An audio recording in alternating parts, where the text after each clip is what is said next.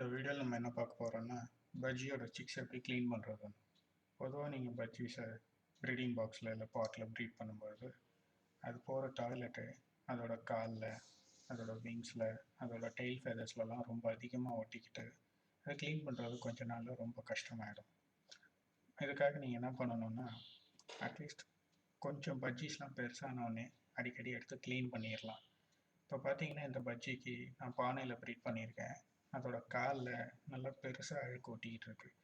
இந்த மாதிரி அழுக்கு ப்ராப்ளம் வந்துட்டு பானையில் ப்ரீட் பண்ணும்போது ரொம்ப அதிகமாக இருக்கும் பாக்ஸை விட. ஏன்னா பாக்ஸில் அழுக்கு அந்த தண்ணியாக இருக்கும்போது கொஞ்சம் ஊறிட்டு கெட்டியாயிரும். பேரண்ட்ஸே அந்த அழுக்கை உடச்சி பவுடர் ஆக்கிடும். இதுக்கு நம்ம 2 மெத்தட் பார்க்கலாம் எப்படி க்ளீன் பண்ணுறதுன்னு சொல்லிட்டு. கொஞ்சம் எஃபெக்டிவாகவே இருக்குது, ட்ரை பண்ணிட்டு தான் சொல்கிறேன். மெத்தட் 1, இந்த மாதிரி ட்ரேயில் இல்லை பாக்ஸில் பஜ்ஜீஸ் எடுத்து வச்சுட்டு லைட்டாக வாட்டர் ஸ்ப்ரே பண்ணிவிட்டு கொஞ்ச நேரம் அந்த பஜ்ஜி சிக்ஸை அந்த இதுலேயே விட்டுருங்க. நிறைய வாட்டர் போடாதீங்க, கொஞ்சமாக ஸ்ப்ரே பண்ணால் போதும். கொஞ்சமாக அழுக்கு இருந்தால் க்ளீன் ஆகிடும். மெத்தட் 2ல் இந்த மாதிரி பஜ்ஜி சிக்ஸ் எடுத்து வச்சுட்டு வாட்டர் ஸ்ப்ரே பண்ணிவிட்டு லைட்டாக ப்ரஷ்ஷோ இல்லை டிஷ்யூ பேப்பரோ வச்சு லைட்டாக தொடச்சி விடுங்க. ப்ரஷ் வந்து கொஞ்சம் எஃபெக்டிவாக இருக்குது. அழுக்கு நிறைய இருந்தால் ப்ரஷ் வச்சு பண்ணலாம். பண்ணிங்கன்னா இந்த மாதிரி அழுக்கு தானாகவே வந்துடும்.